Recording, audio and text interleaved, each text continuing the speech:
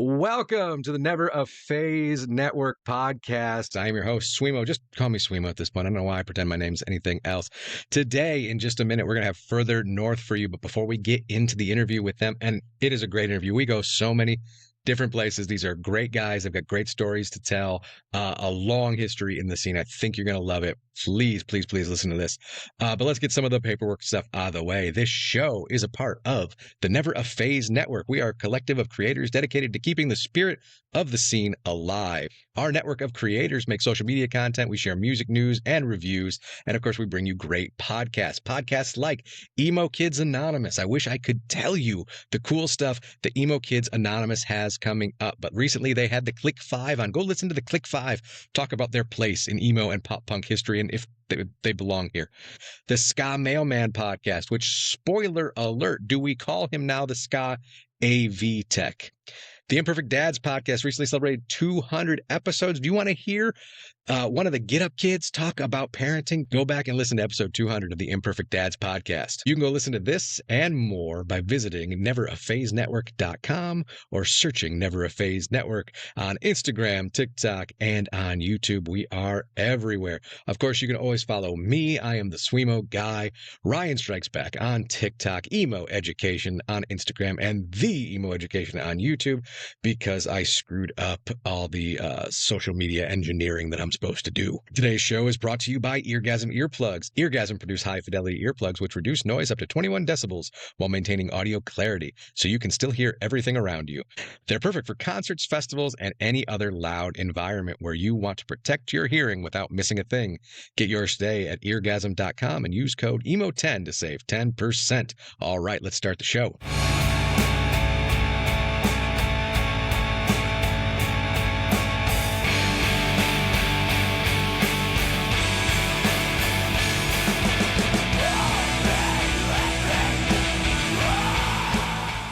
Welcome to the Never a Phase Network podcast. I am Swimo, and I will be your host for tonight. My guests tonight are a pop punk band out of Texas.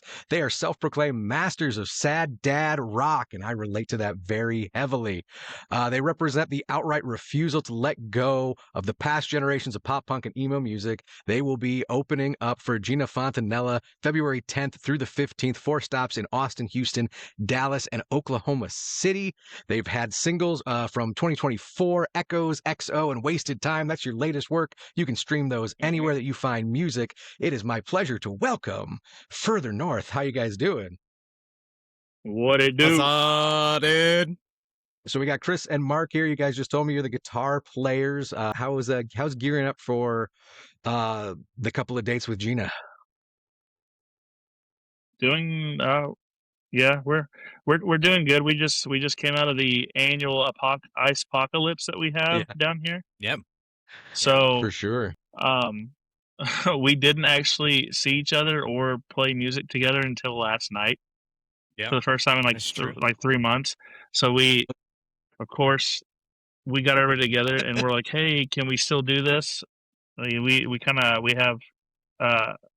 have some obligations here in a couple of days to do this for real. So Do we remember how the songs go? Do we right. That's always my favorite. It's like on the way into practice, you're listening to your own band on Spotify the whole way. It's like, what's that intro cue there? Well, I know. I mean, from way back in the day with me, but like from friends that are musicians, like you see guys, I mean, even like the biggest guys, Blink-182, Green Day, whatever, and they'll like fumble a word and people be like, you've been playing that song for 20 years. How do you forget it? And I think people don't realize like how much autopilot you go on at a certain point. I'm just curious, like how many songs are you taking out for these tour dates? Do you know? But did we get a count last night? Because I don't know that we're consistent on our set times between the shows, but we are very we're very professional in the sense that we will literally get into a room and like get our guitars on and we'll just kind of stare at each other for a minute and we're like, all right, what do we do? like there's not a whole go ahead. No, it's like, which one do you guys want to do? Right. And then What Chris do you is like, want to play? okay, I'll set the Met for Echoes. Guess we're we doing that just one. play. So, Yeah. it's very, and our shows are kind of the same. Like we stick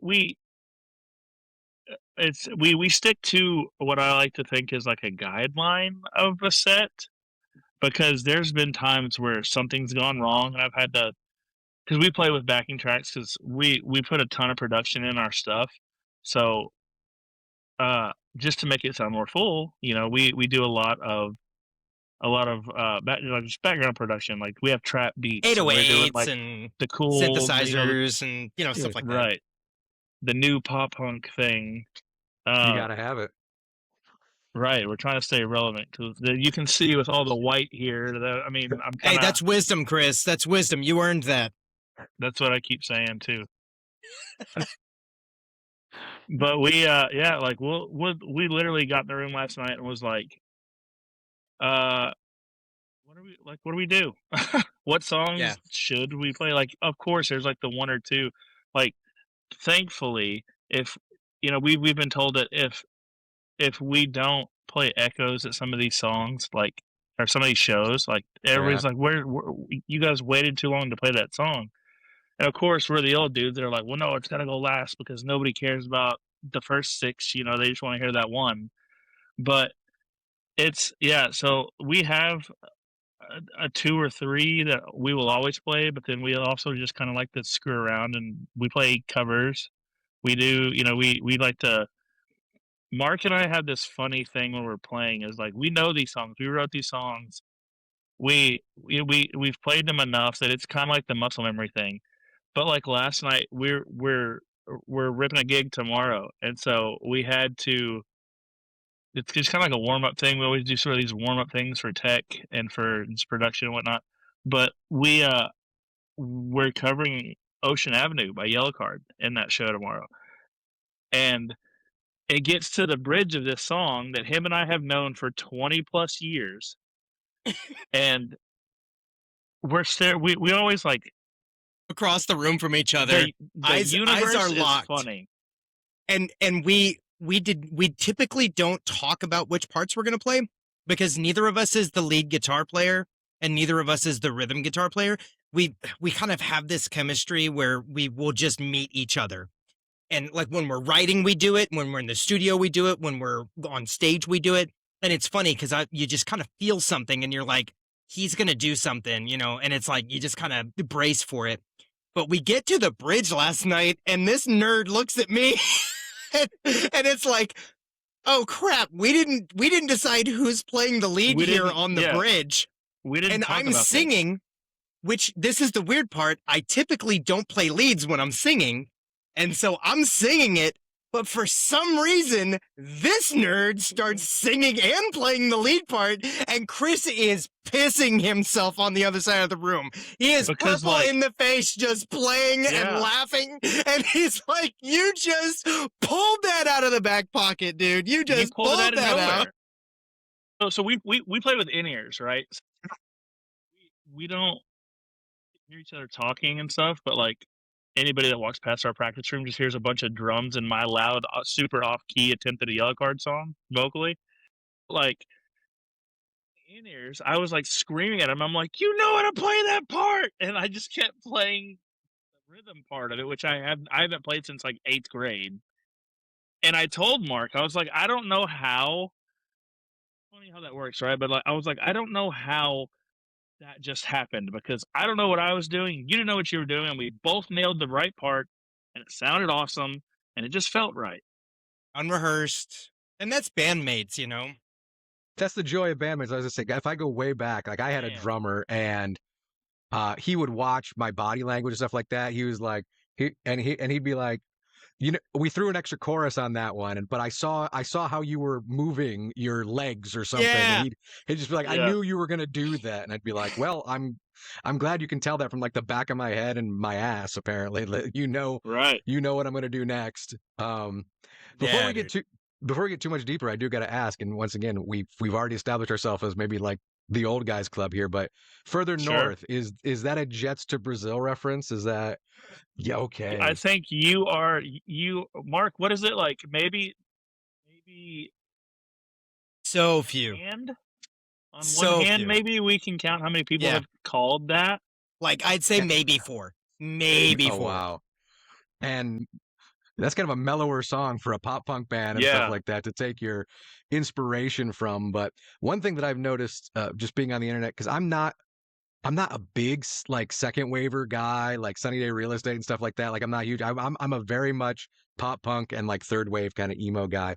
But there are certain bands that were very influential to me. Texas Is the Reason and Drive Like Jehu and Jets to Brazil. And those like crossover spaces that I don't think get talked about a whole lot. So like when I was looking you guys up and I'm like, Further North, and it was like that's tickling something in the back of my brain. But yeah, I can't imagine that gets pulled out a whole lot. It's usually like older dudes who are pissed because they're at a show and they're like, this isn't Sunny Day or this isn't like American football. Why aren't you sadder and more and staring at your feet? Yep. Why aren't you more contemplative in your music? Yeah. We're not. We love, don't get me wrong, we love Midwest emo. Like I wish I could play guitar like that. But this band has a good relationship with their dads. I don't like this. yeah. It's literally like, I think you're probably you may be the 5th, so we're gonna have to start using 2 hands. Yeah, 2 hands now. Yeah, you may be the 5th person in the 8 years since we've named this band after a Jets Brazil song that has actually called it out. Because everybody's like, oh, Further North, like that's kind of cool. What does it mean? And then, you know, I won't say that we don't say we're a Christian band. Okay. But we absolutely, I'd say 90% of us are very faith-based. Okay. So there's kind of a double meaning there. We've never told anybody that either. It's kind of funny. Buddy, you got the best guy for this because I was already going to ask based on your interview with your answers that you gave to Cam. So once again, we talked about it off air, but Cameron Conrad, your elder emo mom, she's the one that sort of brought you guys into our network a little bit with her underexposed artist. And one of you guys' like first answers was like, who are your influences? And it was like MXPX and Reliant K. So literally I have my notes here. I'm like, did you guys grow up on youth group music like I did? Is that a thing? So we're Cornerstone kids, you know, it's 100%. one of those things. It's like, consider our age too, by the way. That's fair. That's fair. I said it's dating how old we are. Oh, Cornerstone, yeah. Cornerstone, like generator stages. Yeah. Were you in the dirt pit for the Devil Wears Prada kind of questions and things like that, you know? Right. Devil Wears Prada, I don't want to say it, but we oughta. Yeah, it's that kind of thing. When you look at the way that a lot of those bands kind of moved forward, right? You had some bands that like kind of had the Christian, like, you know, moniker, like it was their genre, it was their label, it was their brand, it was, you know, everything. And then like now Under Oath is dropping F-bombs on stage, and it's like a different way. You guys kind of built your brand on Jesus Christ himself, and now you're the excited tweet that you posted was, guys, we recorded an F-bomb. It's like, okay, dude, like, you know. And so like in that vein, it's like, I don't like the idea of labeling my band as a Christian band. Like, I don't know what that means. But what I do know what something means is when my lyrics tell a story that's meaningful, and when we identify the darkness in our lives and we recognize that sometimes we are in a dark place, but that we find the light no matter what that is. And for some people, that's going to be Jesus. And for other people, it might be family and friends. And for other people, it may be working really hard and accomplishing their goals. But I think at the end of the day, the most important thing for us is being able to identify that darkness and say, I don't need this in my life. I should be pursuing the light. I should be getting past where I am now, and I should be finding better. I should be doing better. I should be loving better. I should be finding the good people that I need in my life. and I should be treating them the way that we all should be treating each other, right? Sure. Like, be the example. And like I said, I'll share with you guys right there that I come out of that world. I was the band that I was in started out as we're not a Christian band, we're Christians in a band, you know that. Right. Yeah. Oh, sure. Yeah. And you know, I've had a lot of friends throughout the years, like you see with so much pop punk, go through deconstructions. I've had my own wrestlings with faith and all that kind of stuff. And I think even when I think of like a Haley Williams, who has obviously left that world, to your point, Mark, still so much of I think what defines part of her personality is that desire of there is darkness, and I want to be bringing people out of that. Lacey Mosley, I remember has a quote from way back where, you know, when people would ask her about, you know, your band is sort of a faith-based band but doesn't actually like get up and preach or whatever, and I remember her response being, each night we reach into hell and pull people out one way or the other. Like that's what we're doing. Yeah, see, I love that. Even if we're not outwardly preaching and things like that. And some of the members of my crew and even myself have had an interesting journey with like the church and all that kind of stuff, but I lived in that. I was at all those. I think of MXPX, certainly Reliant K. I don't know if you guys would ever heard like, oh, there you go, MXPX. Yes, I love it. I don't know if you guys would ever heard like the wedding and like Kids in the Way and like yeah. Dude, did you see Chris's eyebrows? Did you see his eyebrows when you said the wedding? Let's talk about the wedding. The wedding is one of my all-time favorite bands.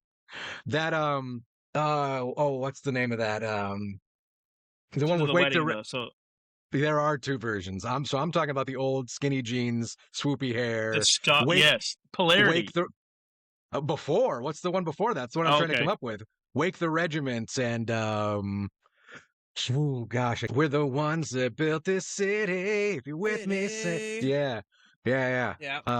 I saw them open for Roper years ago after Roper had left Five Iron Frenzy. Yeah, that goes way back. I love the wedding. Self-titled. That was it self-titled? Popcorn. They had Rumble in the South in 05, and they had the wedding in 05. I think the wedding is the album I'm thinking of then.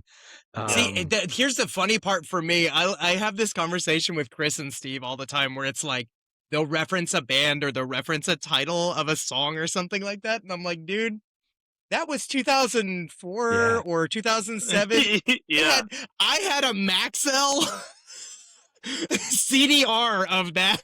I have no idea any song titles. I don't know the name of the album. So still to this day with like Fall Out Boy, I had a bunch of Fall Out Boy burnt CDs, and then their titles were always so ridiculous anyway. So people would be, I'm like, you got to give me first line before I'm going to remember a Fall Out Boy title. You got to let me know. But to that too, I'm reposting right now.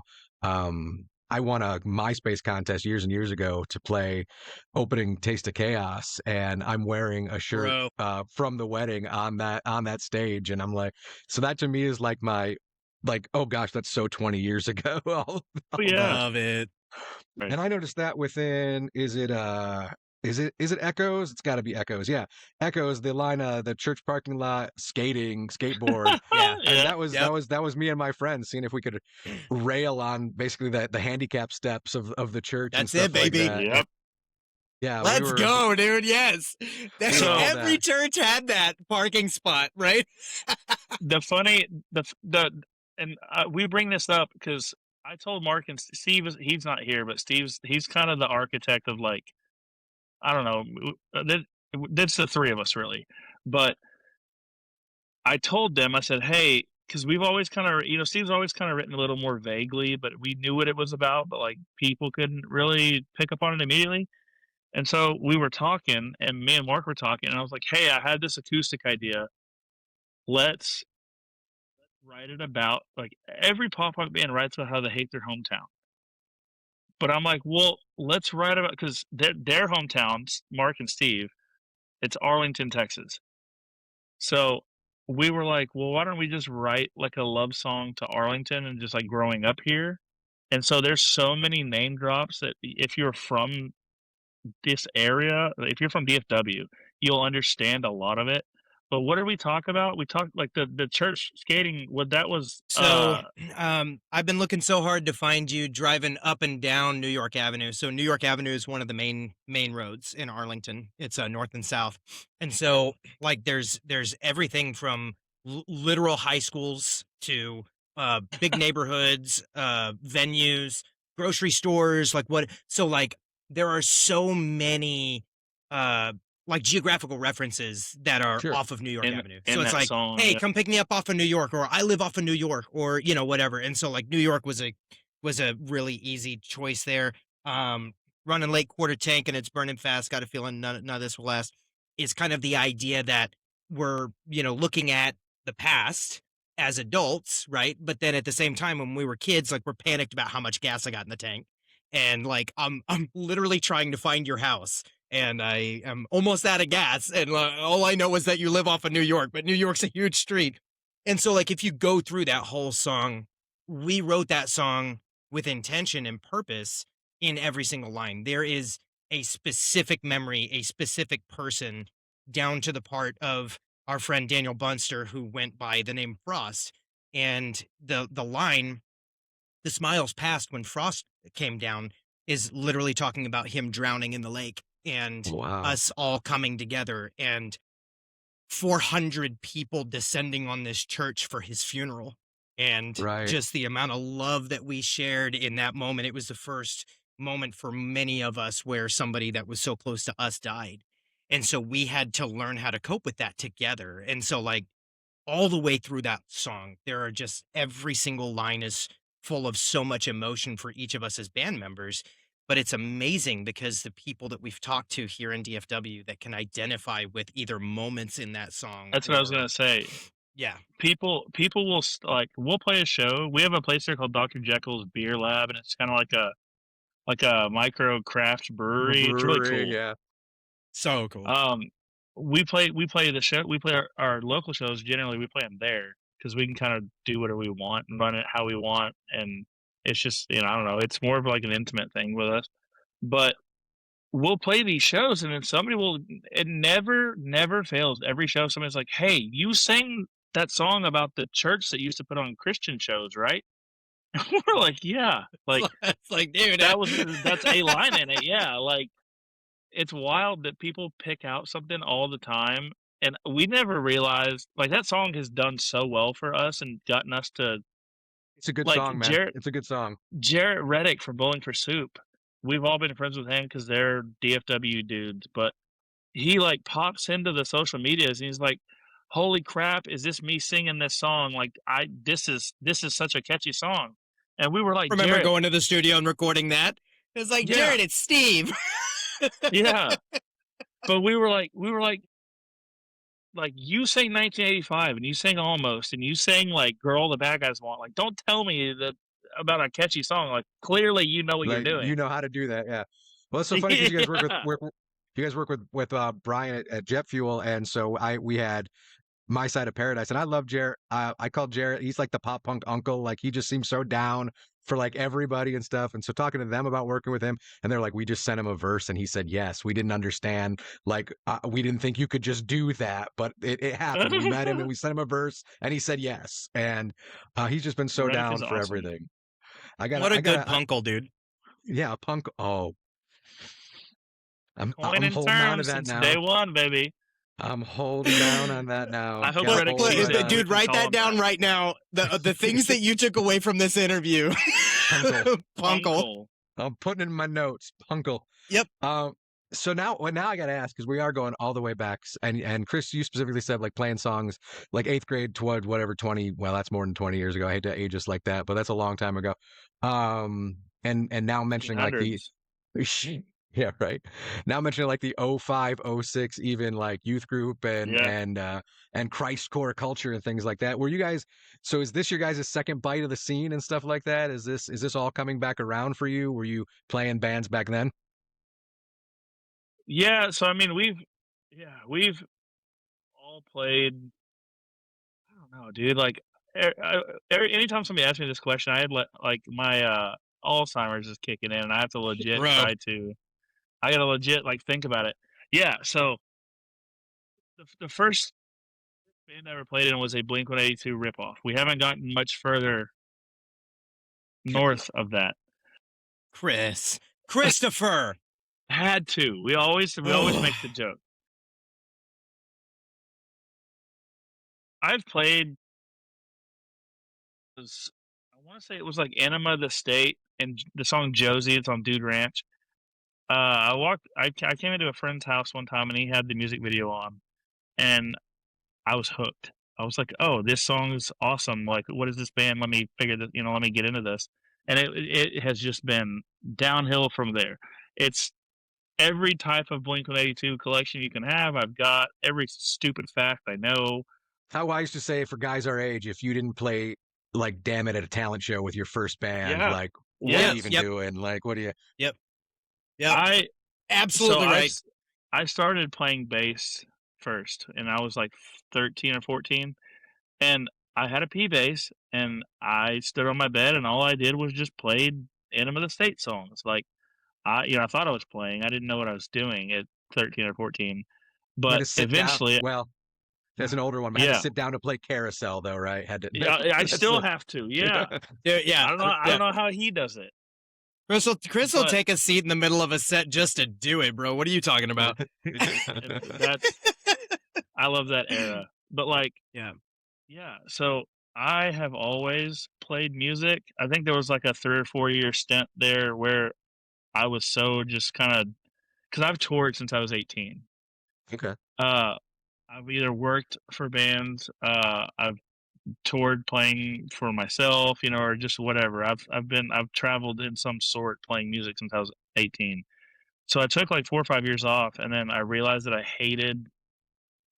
hated myself without playing music. Like I didn't like just the person that I was, and I got back into it. And about that time, that was 2000. What? When did we? 2017.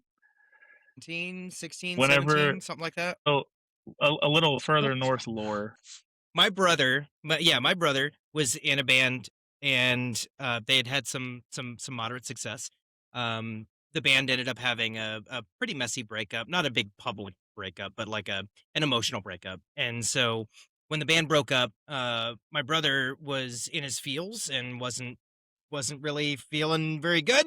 And so his wife basically told him after several months, she was like, "You need to start making music again because you're not even the same guy that I married anymore. Like you've got such little joy in your life. You've lost your expression window. Like you've got to get back into making music because I married a musician and I know that." And so he started writing again, and he started working on stuff. And it was around that time that we were starting to see like the that acoustic resurgence of the pop punk guys that were kind of coming up. So like Dan Andrino and Aaron West and Chuck Reagan and Tony Sly, like they were all going out and doing that acoustic thing. And I so it was around the same time as like Mumford and Sons getting their Grammy and like all of that, right? So Steve starts doing the thing, and he starts getting a little bit of success, and I'm going to every show, and I'm in the crowd, and I'm harmonizing from the crowd, and people are like, "Hey, how do you know those songs? You sound really good singing with him." Blah blah blah. And I'm like, "It's my brother, guys." And they're like, "Oh, well, that's cool. You should be up there with him." And I'm like, "Maybe I should be up there with him." And so I talked to him about it, and he was like, "Yeah, that's actually really dumb that we're not doing that. Let's do that." And we decided that we were going to do like a modular band where it was centered around him playing the acoustic guitar and singing. So he would do singer and songwriter, and any other musicians that we had in our circle that could make a bigger version of that band, we would augment them in. So we had our current bassist, Chris, who we call Timmy because there's too many Chris's. He was playing stand-up bass to fit the genre. We had a drummer that was playing a cajon. We had have a guys that would, and so like we had these alternating band members that would show up depending on the show that we were playing and who was available and whatever else. So we had about 7 or 8 guys that could play a show, but it was like Mumford and Cousins. Show up, Mumford and Cousins by the end of it, right? Yeah. And after a couple of years, we had we had played with Dan Andrino and Chuck Reagan and Chris Rowe and like just like we at the local shows, the local stuff, and we played the Dallas stop of the 2013 Warp Tour on their Acoustic Basement set. Mike Um, Herrera. yeah, and just like oh yeah, we had played with Mike Herrera, and then and so like we basically get from that Just point. name some of my favorite people, man. What do you know? Well, Yeah. right. Dude, in that moment, I was like, dude, I made it. Like, I did it. I did the thing. Like, like 14-year-old me is going, what is happening right now? And then around that time, Chris went to high school with my cousin, and we kind of our circles started to kind of converge on each other as we all got older. This is where we get And very Arkansas, Texas. Yeah. So, trying to make a long story short, Chris kind of approaches us and he's like, we should try to do like a long-term electric pop punk version of what you guys are doing. You guys stripped all of your pop punk songs down to Americana. Let's take those Americana songs and turn them back into pop punk and just go full steam ahead. And so we decided to go ahead and get together. We had Joe Westbrook, we had Chris. Joe was from Artist vs. Poet. And Oh. so we had, yeah. And so like Yeah. we had this really cool mesh. Yeah, exactly. Yes. And so we had Chris and Joe and Steve and me and Timmy, and we all came together and we were like, okay, what does this look like? What does this feel like? What does this sound like? And we went into the studio and we started recording, and things just started kind of coming together, and we found this new life. And with that, we needed a new name. And that's where, even though our genre doesn't really sound like the song Further North by Jets to Brazil, Yeah. the idea and the heart of it is kind of in the same place. And that's kind of where that comes from. And that's where we kind of, that's where all of that came from to get to where we are. Sorry, that's kind of a tangent too. But yeah, I mean, just to bring it back, like, yeah, we've all been playing music since we were kids, like little kids. I was going to comment, and this goes back to your story about echoes and things like that. Something that I've sort of realized, now I'm now in my 40s, is when it comes to our pop punk and our emo roots, like we do have such a weird love-hate relationship with like Suburbia. I know you got the Wonders Years thing going on behind you there. But Yeah. we do have such a weird love-hate relationship with like Suburbia, where we all wanted to get out, but then so much of, I think, at least what the people who were creating that kind of music were craving was that sense of family and that sense of belonging. And, we found it in the music scene. It just looked different. And so for me, it is kind of interesting. I still really live in Suburbia, and there is something comforting about, these are my people and they'll rally around me when things go wrong. And I found that. Like, I'm always impressed by you guys that are still writing music, because I joked that I stopped getting my heart broken and I couldn't write anymore. Like, I was done. Like, now I'm married with 2 kids, and the creative juices don't flow anymore. I'm not angry as I used to be. But there is something beautiful about finding that. And, for me now today, with social media expanding, TikTok or whatever, like we're finding another version of that. For me, it just takes us back to the MySpace days and feeling like an outcast and having to find your people, and we're doing it again. But I think the hope is in the new world of pop punk, the new wave of this stuff, is to do it in a healthier way and do it in a more supportive way. And I'm very focused on trying to build better scenes for the future. So I'm really encouraged by what you guys are saying here, because I think when the music stopped, quote unquote, you went back and found the people that brought it back out, which is very cool. It's this band is so weird because we've all been in different bands. We've all worked with different people, different levels of ego, different levels of talent, whatever. But it's such a weird thing when the 5 of us get in the same room. Like, it literally, and this sounds corny, but like, and Mark, he makes this joke quite often, but it's All the time. literally like, it's literally just the 5 of us are like 5 family members, and it's not, obviously we're not like any sort of massive level to where ego comes in and matters, but even we've talked about it, like, even in the event that something like that ever happened, I'm so happy to know that I'm in a band with probably the 4 most humble dudes that I could ever do this with, so And good Right. looking. well, yes, that was supposed to be unsaid, you just infer that. Humble and good looking, But of course. yes, Oh, dude. humble, And let me kind and no. And kind, loving. let me It's reiterate the humble part. so very humble. Yeah, so It's funny very. because when we go into the studio, kind of like Steve always says, show them, don't tell them. When we go to the studio, you would expect in a band that people have like their thumb that they need to put on a particular part. They need to play this, they need to do this, they need to write this, they need to write that, whatever.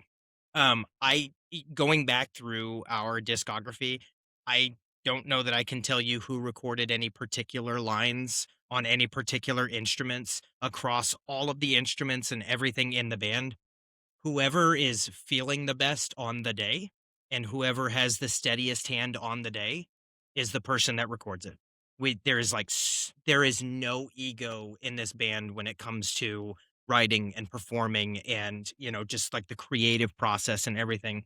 And it is it's the most gratifying experience of being a musician is when you get to a certain experience level and you're just tired of people um trying to show you how good they are and tell you how good Yeah, they are and whatever else, and to be in a yeah. band full of people that are not concerned with that part of the conversation at all and just want the best music that we can make together regardless of how we get there. I'm about it, man. I'm hooked on it. I'm hooked on it. This is the first band I remember ever being in where literally all 5 of us would be like, "Oh, if it doesn't serve the song, we're not gonna do it." It's not like, "Oh, I have to flash this guitar part so people know that I play guitar in this band." Right, It's right. it's I don't know, it's wild. I came into all this. I was the emo guy in my hometown 20 years ago, and I'm only back around because people started talking about emo and pop punk again on the internet and with TikTok and Instagram and stuff like that. But you mentioned that like mm, pulling down the facade or whatever, like taking down the like social media has really pulled down a lot of that. Like, oh, I'm an artist. Like, I think most people are drawn to more like the authenticity of I Yeah, like you as a person, and then your story comes out in the song. And I've Yeah. worked with a couple artists now who I feel are still trying to put on that like um I'm very professional. I'm very everything is very is so well thought out and I'm like you'll do way better on social media if you just be like this all happened by accident. It screwed up and but then literally. it worked Yeah, and dude. we just did it anyway because I think anymore yeah, people just see through that. Like in a world where, and maybe it is unfair that to be a musician, you basically have to be like on social media all the time and talking and showing your face, and maybe that is unfair. But in a world where that is part of the equation, where interacting with people is no longer optional, I just feel like people see right through the inauthentic, nose up, hoity, like I'm creating and whatever. It's like you are, and we want that but we want a human, and especially when we that's a whole tangent too. When we're literally getting to AI bands and stuff like AI that, music, like yeah. yeah, I want to feel someone and understand their journey. And just because you ripped an awesome 30-second solo in the middle of that song, that doesn't necessarily convey what we're trying to do here.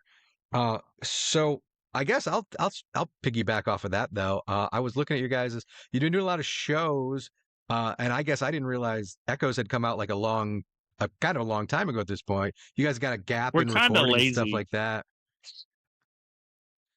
Well, I We're was just gonna kinda ask, lazy. are you more focused on the touring and the live show? Is there other songs in the works? What's kind of happening? Yeah, it's funny, we have a lot of irons in the fire right now, technically. We our producer has, I don't know, probably 5 or 6 songs that are, I don't know, a day a piece away from, like, being ready in the can to drop. Oh, Yeah, oh, you got the And it's ADHD problem. You just do everything 80% and then call it 1000%. yeah, a day, right? Yeah. yeah, Thou yeah. we've literally started. I mean, I'm not like no BS. Like we've started 4 songs that are probably 80% done, and then we were just last week talking about wanting to, obviously we're gonna drop. Hopefully, the goal is 5 to 6, maybe. Maybe that's my personal goal this year. But It's been a while since we've dropped like an EP amount of music. We've been doing the singles for the last several years.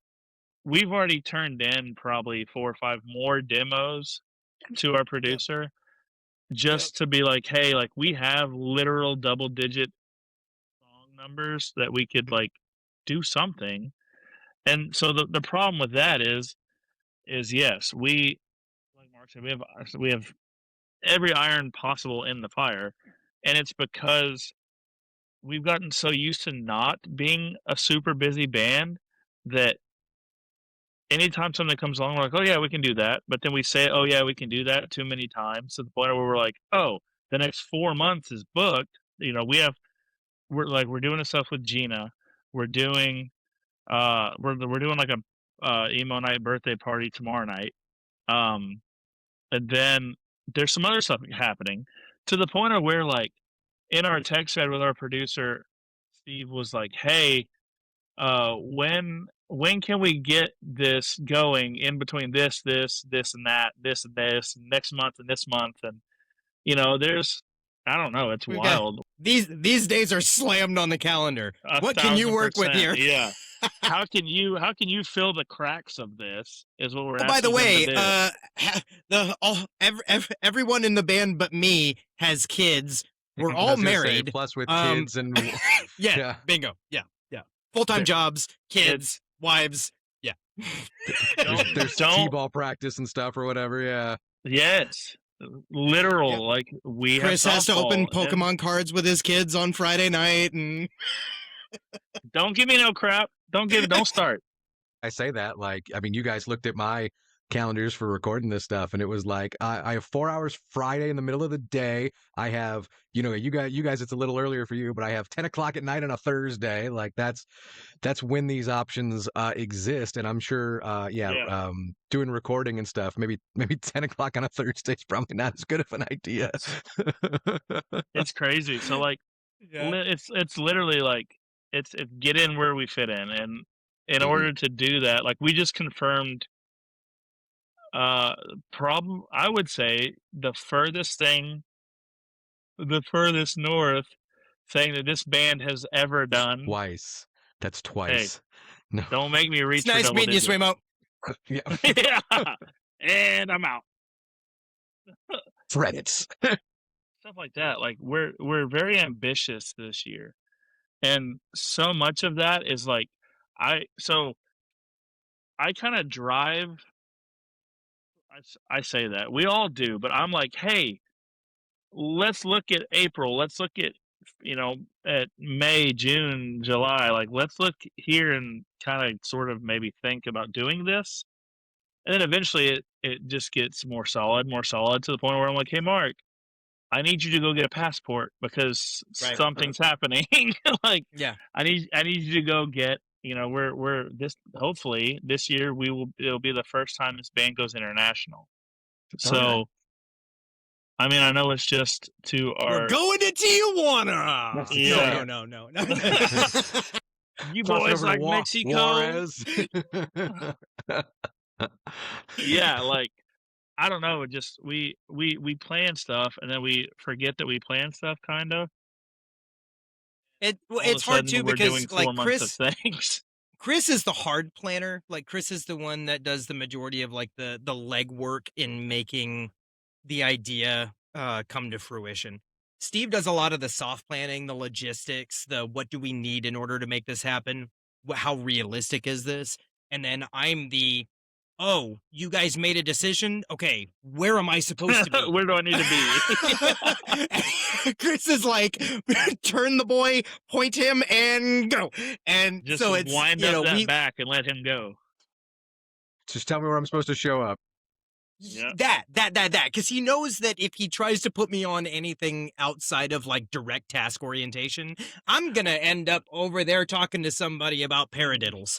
Why? No one knows, but like I'm in a rudimentary drum conversation with some guy that is booking shows for a venue that we're never gonna play. So it's like, don't send Mark to have that conversation. So back to ADD. Yes, we all have it. Right. Yeah. We all. Yeah, it's true. It's absolutely true. It's a wonder. By the way, 4 I did end tires- up having a conversation with somebody about paradiddles at one of our shows while they were packing up and trying to leave. That was a true story. You thought it was a joke. No, I believe that at this point. I very much believe that at this Right. point. You're welcome to the family. We're only 40 So, minutes in, yeah. but I'm getting a read on how things. Yeah. It's a wonder that the 4 tires on our van go the same way. You guys started in 2017, is that what you said? 2018? Is that Behind loose? the When did Further North name 17? change was 17, I think. Okay. Yeah. 2018 was Yeah. the first single. Okay. Yeah. Because obviously, I mean, you guys came on like our radar and stuff like that, and looking at like some of your shows and stuff like that, it seems like there has been like uptick the last 2-3 years. Do you guys feel like you're hitting like a new level, new stride the last couple of years, new opportunities, or? It's really cool to see, and the only thing I can equate this to is like having children, because it's like we create this thing in our bedroom. Ooh, this can get really steamy real quick. Specific. Got real specific. We create this thing in our bedroom with these people. That's how it happens. This just turned into an entirely different podcast. So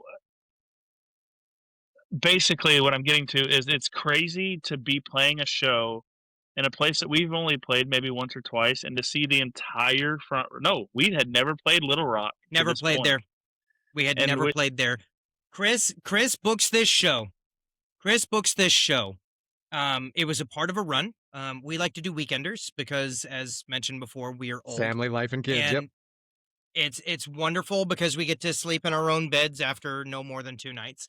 So we go and we do our run, and we are finishing our run in Conway, Chris?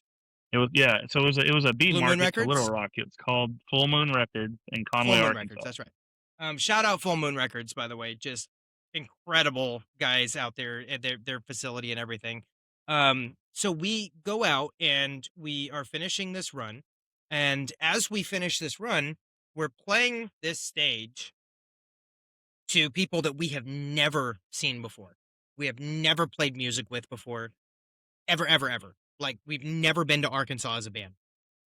We roll into this show and we play our set, and everyone touching the stage. Number one, the venue was packed. Wall to wall, front to back. It was packed. Everyone that could reach up and touch the stage was singing every word to every song we played. And I have never experienced that in my life. Wow. That was, it was an incredibly surreal moment, because I have friends I went to high school with that will send me text messages every once in a while, and they say, hey, your band popped up in my Spotify suggested list, and I finally listened to one of your songs. You guys are really good. And I'm like, oh, thanks, and it's like, I am thankful that you listened. Like, don't get me wrong. I'm super thankful that you listened. But it's like, I rolled into a city that I've never been to before, and where I've never met anybody. And these people sang every single song that I've written, every word right back to me. And like, it's an incredibly surreal moment. And it's really hard to understand how you get from one place to the other. But what we have noticed is that, you really cannot oversaturate a market. You got to be careful with how much you play in one particular place or whatever, because people will legitimately say, I can always see them next week. Right. And when they resign themselves to, I can always see them next week, they will never come see you, because they feel so comfortable in, I can always see them next week. It's like going to see Wayne Newton in Las Vegas. It's like, I can see him next time I come through. What a reference. I think the other part of that, and this is the unexplained or the misunderstood part of it maybe too. I don't know how accurate this is, but for what it's worth, we have a social media manager that helps us with like making our clips, making our videos. She'll go on the road with us and like catch live footage and like help us do reels and stuff like that, just because the amount of time needed to do all of the everything, right? When there's a certain expectation of a certain amount of content before the algorithm will actually, whatever. I don't need to reinvent the wheel there, but um, if you're not doing those things, it is really hard to get people to see your stuff. But that that comment that Chris made about Jarrett never sent us any videos, and Jarrett and Chris know each other personally. They are friends.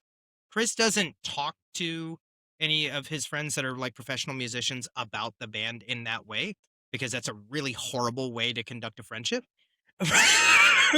but Jarrett reached out to us at a time when we had kind of reached a crest in the amount of content that we were creating.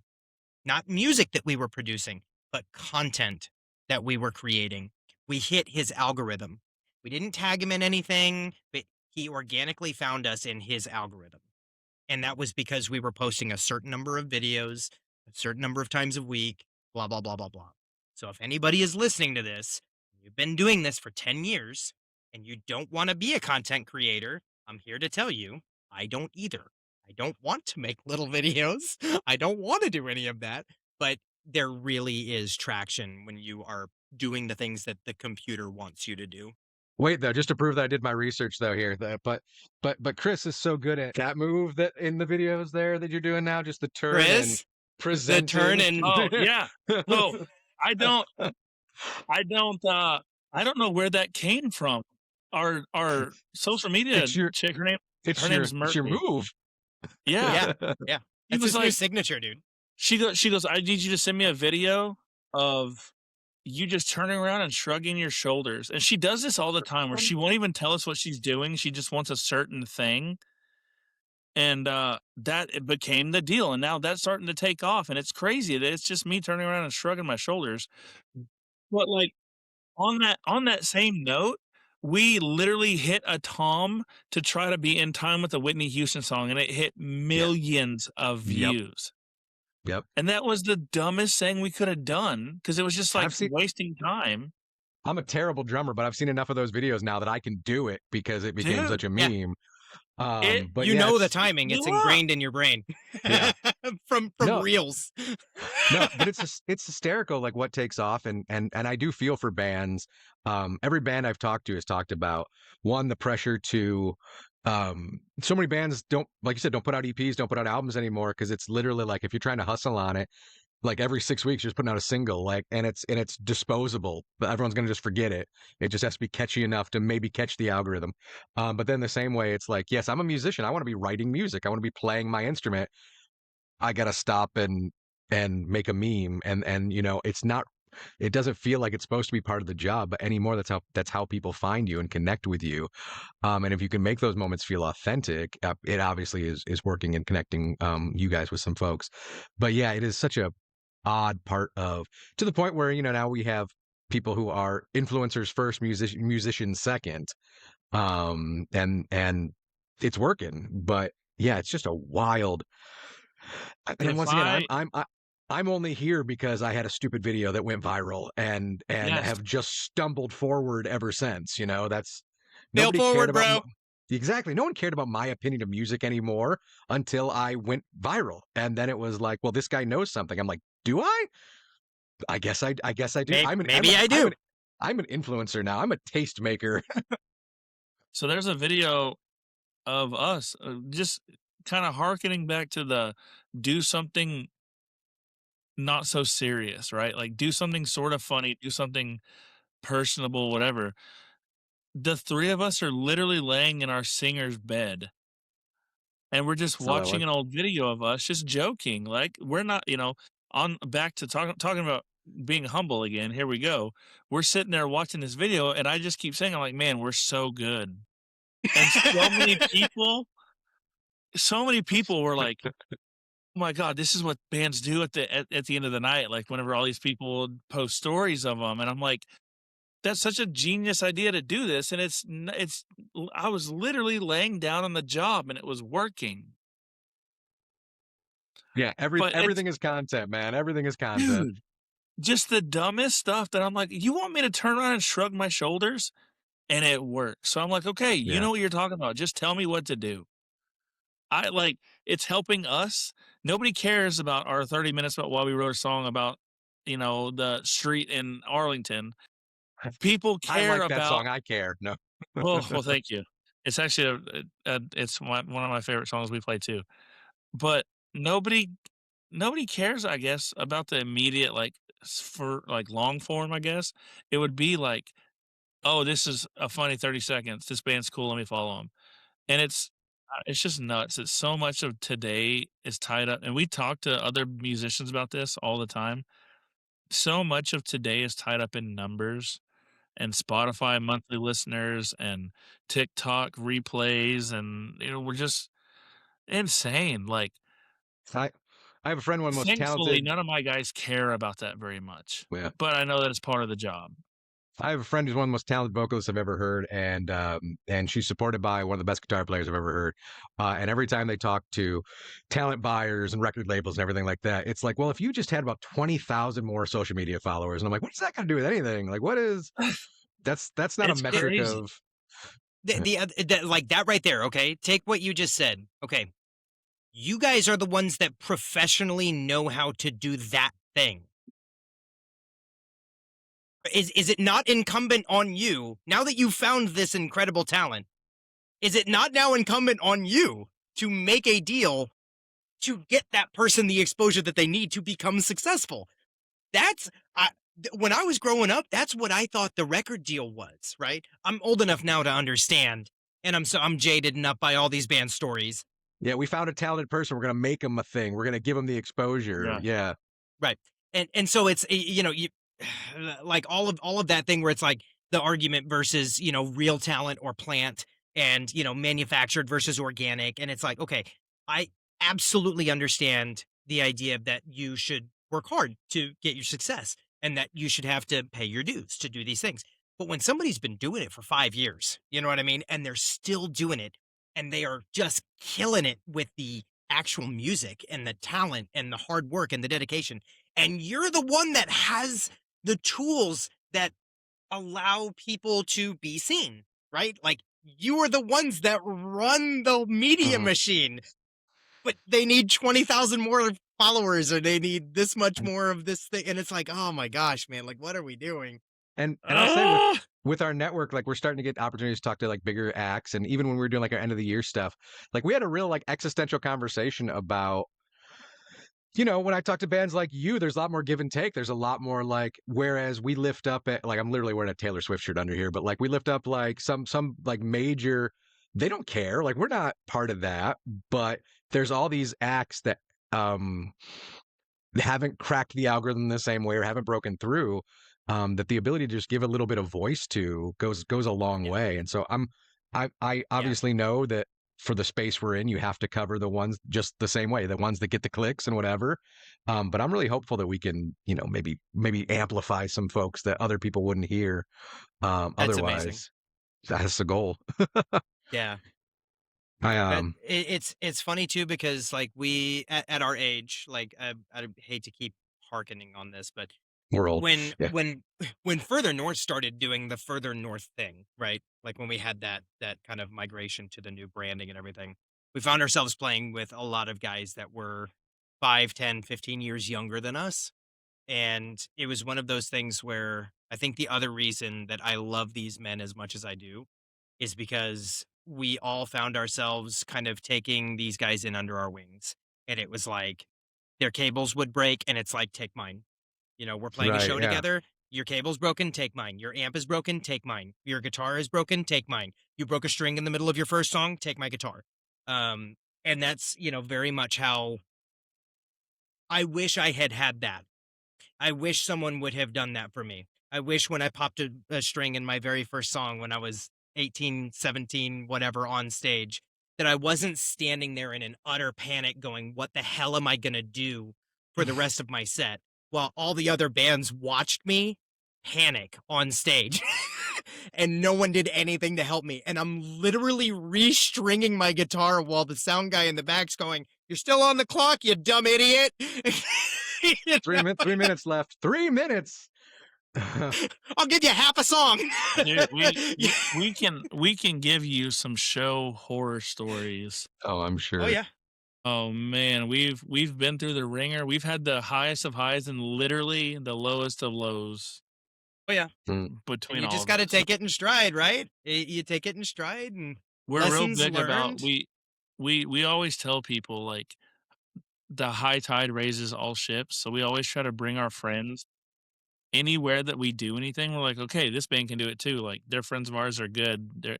There's a band from Houston called Long Live the Lights, and I think this is the first band that we've ever come across that immediately it was like we just added 5 more people into that room that we created something in, like, and it was awesome because they get the same mentality, right? They're from Houston. They understand like all tides raise ships, be good to everybody, stick your neck out for people, you know. Sometimes you're gonna get chopped. It's just kind of what it is. But Silverstein and Beartooth, like literally, are two bands. Like they yeah, feel like one band. Silvertooth. Right. Silvertooth. Silvertooth. Yep. I For wanna. with Northern Lights. I do have one thing in here that I have to address because the internet is a weird, small, creepy place. So I Sure. got to ask a question. Hey, Chris, did you ever find your Oh, D&D? Did you ever find your D&D group? yes. Good man. Yes. Good. Man. How did you see that? I was doing a Google search trying to find other interviews and stuff that you guys had done, and a Reddit post popped up, and it was, "Hey, my band Further North." I must have been put a single, and then That's crazy. I was like, "Oh, that's got to be one." I was like, "That's got to be one of the guys from the band," and I clicked, and I'm a D&D player too, so I saw the, I saw the thing, and it was one of Yeah. those moments where I was like, "Oh, I'm a stalker right now." Like we've crossed over into stalker Oh, territory. dude, Like I actually felt dirty about it because I was just looking for more Further North stuff. But I was like, I'm now in his life. I've crossed over no, into.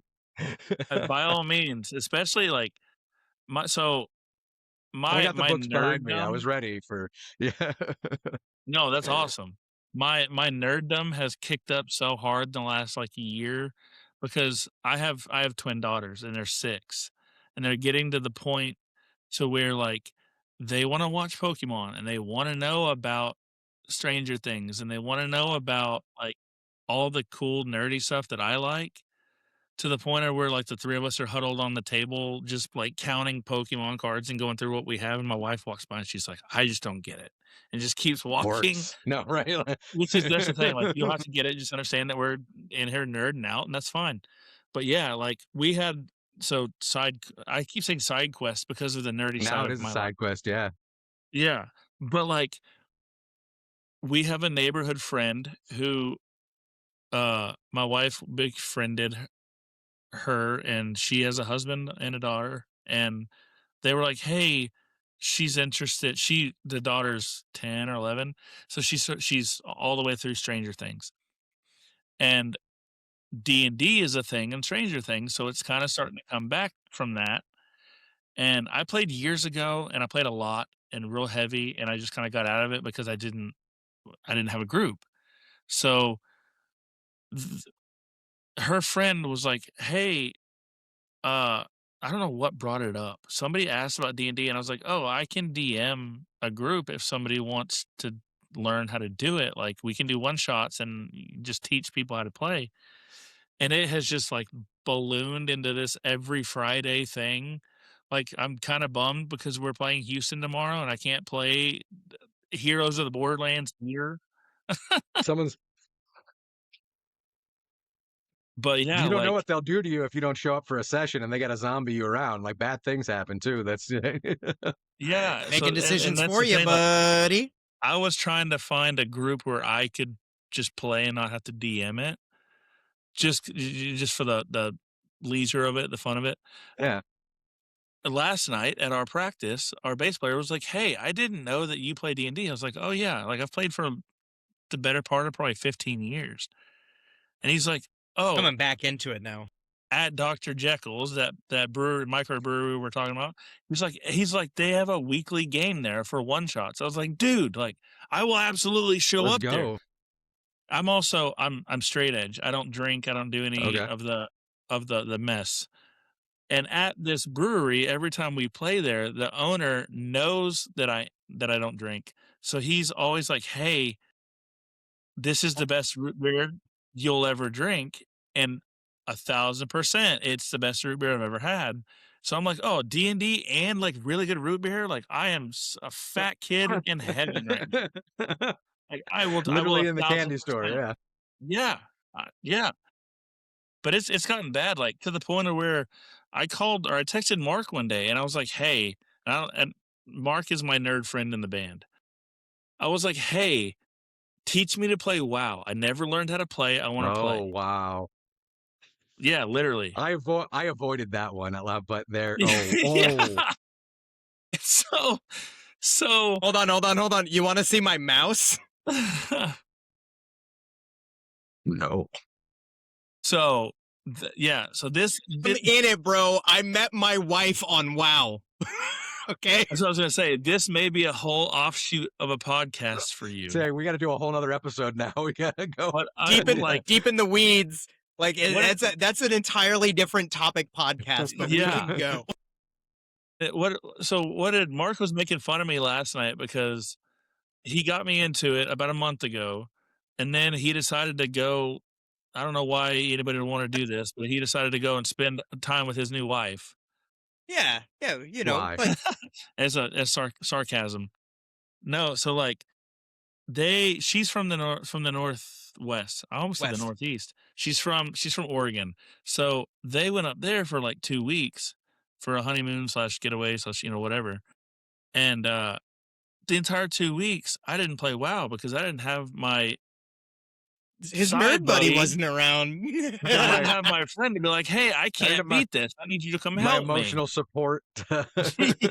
Yes. My friend isn't around. I don't want to play. Yeah. I want my friend. And so Mark's wife is awesome. And she does a lot with the band and like travels and does merch and stuff.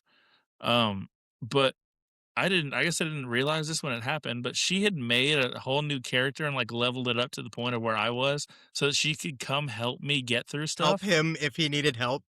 And so I was like, oh, I didn't know this, but I told Mark, I was like, oh, I already beat that quest. I don't need help anymore. I'm good. Cause I didn't know that it was that serious. And so he tells me last night, he's like, hey, she like that's the most wholesome thing I've ever heard though. That's like, yeah. Like, dude, this is boss wife moves.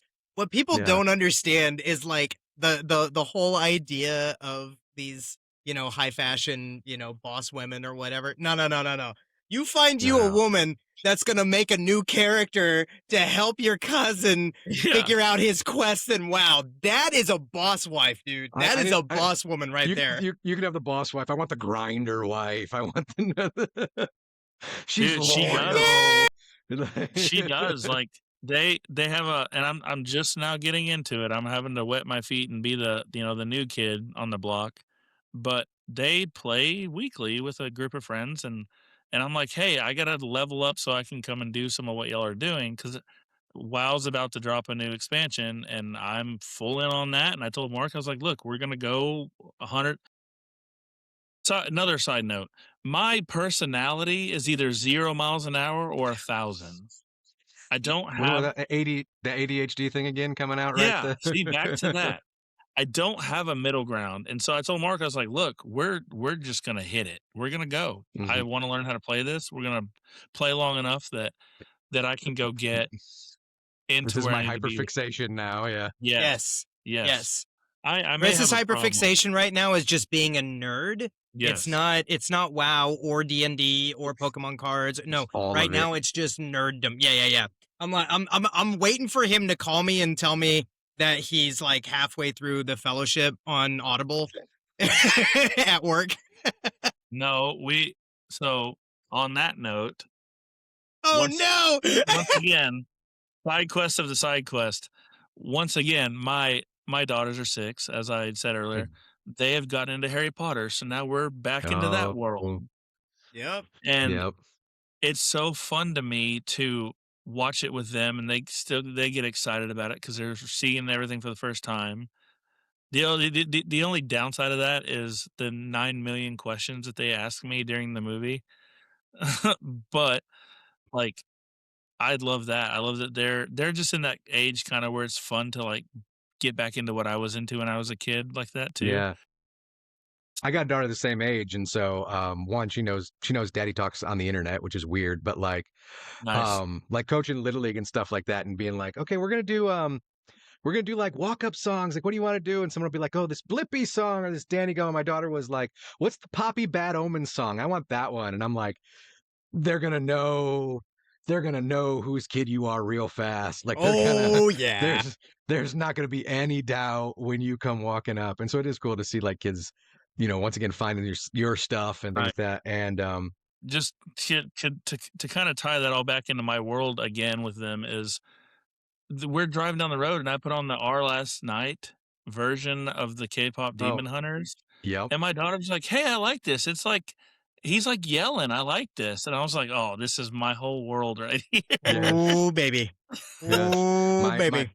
my 3-year-old son listens to Green Day, and my 6-year-old daughter Nice. listens to Poppy. So those are. I'm like, I'm doing There you something go. okay right now. Since we're sort of on this, I like to like just pick your guys' brain on like a hotter topic or something that's going on. And for me, it is a lot of what we're talking about right now, Chris.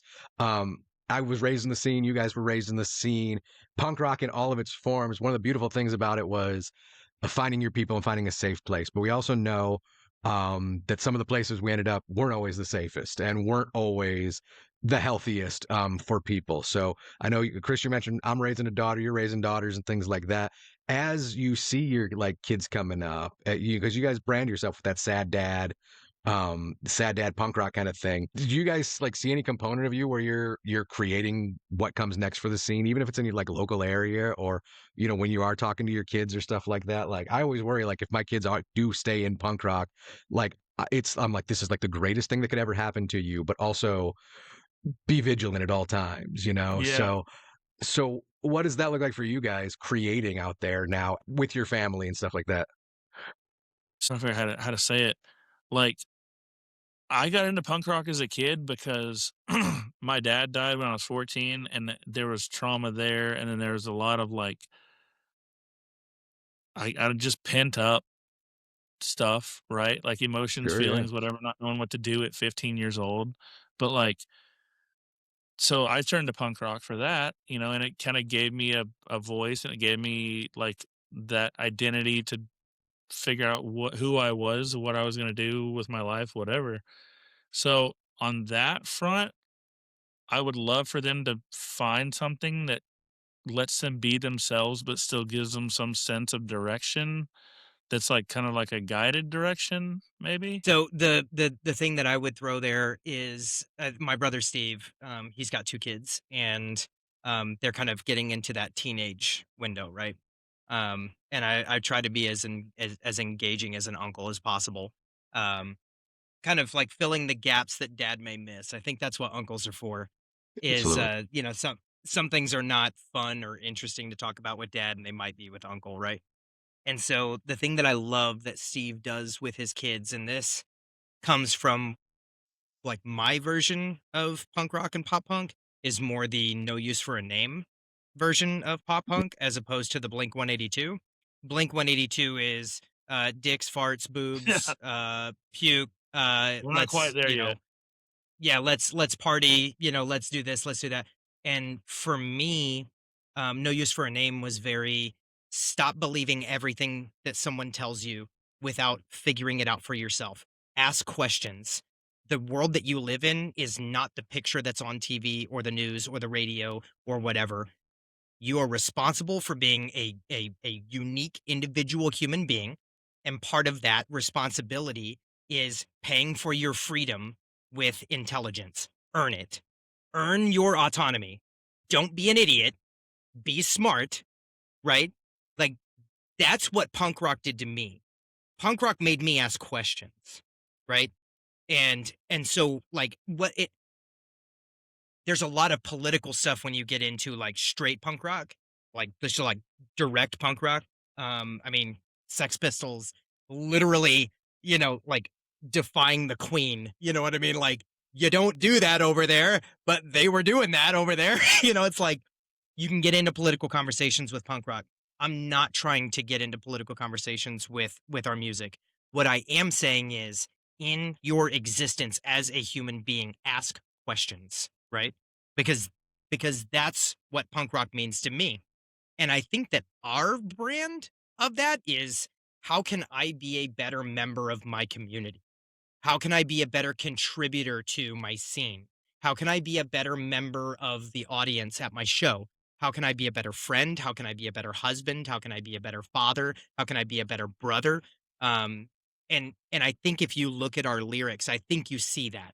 I think if you, like look at the words of our songs, like Russian Roulette is a song about overcoming addiction and like finding your safe person that can help you with that, whether that's somebody from a program or a family member or a friend, that you trust, and that you can be honest with, and that you can come clean with and be accountable to. Like, I think it's really important that us in the scene, that we are responsible for the freedom that we have. And I think that responsibility comes through in asking questions and making sure that we know what we're talking about, and that we are honest about our experiences, and that we try to create the community that we deserve to be in, but also that our community deserves to have me part of. That's why he's the well-spoken one in the band. Yeah. Yeah, what he said. This is my lightning round. I call it the Never Phase Q&A. I want to know about your preferences, things you've discovered on your journey, both as musicians and just as Texans, kind of. So the first question in the lightning round, Tex-Mex or Texas barbecue? Okay, you got to split here. It's Tex-Mex for me, and it's Texas barbecue for Chris. I have to say barbecue. Yeah. Mm-hmm. That's hard because he's a barbecue snob. Good chimichanga. And he loves his red tacos too. Hey, Jarrett Reddick, Bowling for Soup, Casa Manana, red tacos, so good. I've heard the Mexican food sucks the further north you go. Okay, absolutely accurate. Everybody's got one. There you go. Everybody's got one in the pod, baby. I think I know the answer for this, and I actually struggled with what the second half of this question was going to be. But better Texas band, Bowling for Soup or Phoenix TX? I mean, no disrespect to Phoenix, right? But now I want to put artist versus poet on the other side of that, and just really mess you guys up. And no, I won't do that to you. No. I was gonna say those, like, okay, so I will say Bowling for Soup over Phoenix TX for sure, just because of the relationship. But that's the same for artist versus poet. Like, we grew up with those dudes, and we spent a lot of time in vans and buses and backstages with those guys. So yeah, like AVP over everything. AVP over BFS. I feel like it's just real love. Jarrett knows too, because we talked about AVP, and he's like, that Favorite Fix record was so good. I don't know how that wasn't the biggest band in the world. So I think Reddick would agree with me when I say AVP. I do love that now for like our generation though, like Bowling for Soup is holding like a ZZ Top space, like it's just becoming dude, like the classic Texas band for pop punk kids. Just wait till we start seeing them at the casinos.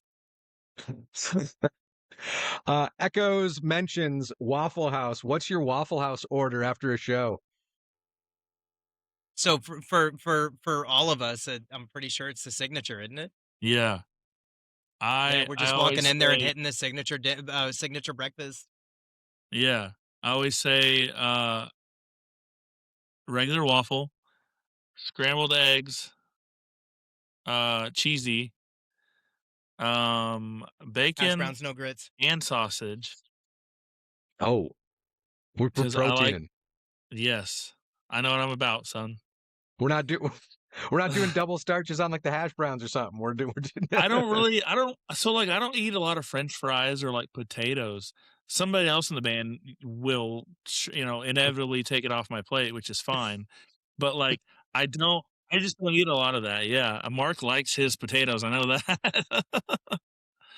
So okay. yeah. I have a follow-up from a northerner. Is Whataburger trash? No. No. I will Yo. die on this hill, and I just had this conversation with my wife. I bleed orange, bro. Yes.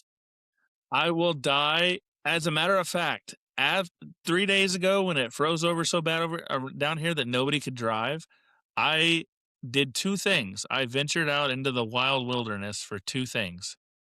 I went to a Pokemon vending machine, Of course. and there was nothing in it, so it was almost Oh, bummer. it was almost a bad move. The journey. Then I texted my wife as she's making fun of me for driving out to go look for cards. She said, "What are you doing looking for cards?" I said, "I was going to get breakfast anyways. What do you want from Whataburger?" And it's the only thing open when all this is going on. So praise be to the W around here. We love the Whataburger. We've spent So many it's a night funny at because Whataburger too. we've got the Waffle House in Yes. the lyrics, but I'm here to tell you, if we're in Texas and we play a show, we're going to Whataburger on our way to wherever we're going to sleep Yep. because they're open, it's hot, it's good, and we know that it may take a while, but we're eventually getting our food. For the old guys, what shoe are we wearing now? Are we still rocking Vans? Can we do Converse, or do our backs and hips still? We can't do that anymore. What is the orthopedic DCs? shoe? DC's, the orthopedic shoe for a middle-aged punk rocker, I guess is the question. Asics is the daily wear, Asics, and DC's when I want to look good. I guess I'm into self-inflicted pain because I like to wear Amazon. I bought these for his wedding, for Mark's wedding, and I just ended up wearing them as stage shoes. They're just cheap, like $9 slip-on. They look like Vans, but they're fans because they're obviously not real. Oh, But they're terrible for posture, for everything possible. They're the worst. And Chris is a big guy too. Like Chris is like 6'4", and he's like his shoulders are 4.5 foot wide. Like Chris is a large human being. Like I'm not making fun of him. I'm saying he is bigger. He's a bigger man, and he's wearing these like cardboard soled shoes. Like his poor soles and arches. We like to say that I am of size. But yeah, like you have this essentially like, Paul the Big Show-esque figure, as I will reference your wrestling. one of the only figures I don't think I have back there, actually. That's crazy. Playing guitar and jumping around on stage, and you might as well be barefoot. You probably have better support barefoot. Juxtaposed to his 5'7" guitar player wearing DCs. Right. But I also went through an era of my life where I just wore Toms, which are just as bad. And yeah, dudes, you were what are those called? Hey, you were wearing the Hey Dudes. He was wearing Hey Dudes. Yep. Yeah, I'm waiting dude. I'm waiting for everyone to just give it up, and it's just the band in Crocs and just calling it a day, like they're line cooks at a restaurant, you know. I gotta stop you. If we did, we'd all be wearing Shrocks. What is that? The Shrek Crocs. Shrek What? Crocs. I'm about it. The Shrek Crocs. If you're listening to the pod and you don't know what I'm talking about, Google Shrock. Does it have little ears sticking out of the side? Yes. Perfect. And my final question is for you guys. Hey, people want to know more about Further North. They've enjoyed our conversation. They want to hear your music. They want to see you live. Where can they find you? Social media, on the road, anything like that. Tell us where we can find Further North. All of the social medias are at FirthTX. We've managed to keep it uniform somehow. As far as seeing us, we will be getting into the van again, and we're playing Austin February 10th, Houston February 11th, Dallas February 12th, and Oklahoma City February 15th with Gina Fontanella and Mackenzie Brook. So anybody in those areas, come hang out. We're gonna have, I think the talks are we're gonna have a Nintendo 64 on our merch table. Gina's tour is called the Millennial Tour. Where I have a big CRT TV. You need Timmy's to trying lug to see if that. we can find a small. Timmy's going to try to find a smaller one to prevent hernias. But if we need to, we're bringing the 35-inch CRT. So we're absolutely going to be that annoying band that has a freaking entertainment center set up at the merch table. Playing 007 GoldenEye at the merch I would say table. for Mario Kart and four versus Mario four, Kart. or four split screen GoldenEye, slappers Super Smash only. Brothers Melee. We're gonna do Yep. it. We're gonna do it. Bringing That's it, dude. awesome. Yeah. If That's awesome. if you're around any of those cities, come hang out. All right. Well, this has been great. Thank you so much for being here. Trucks. Mr. Hot. They're real. I can't beat that for an ending. This has been Further North. Thank you, guys. Thank you. Yeah. Love y'all. Be safe.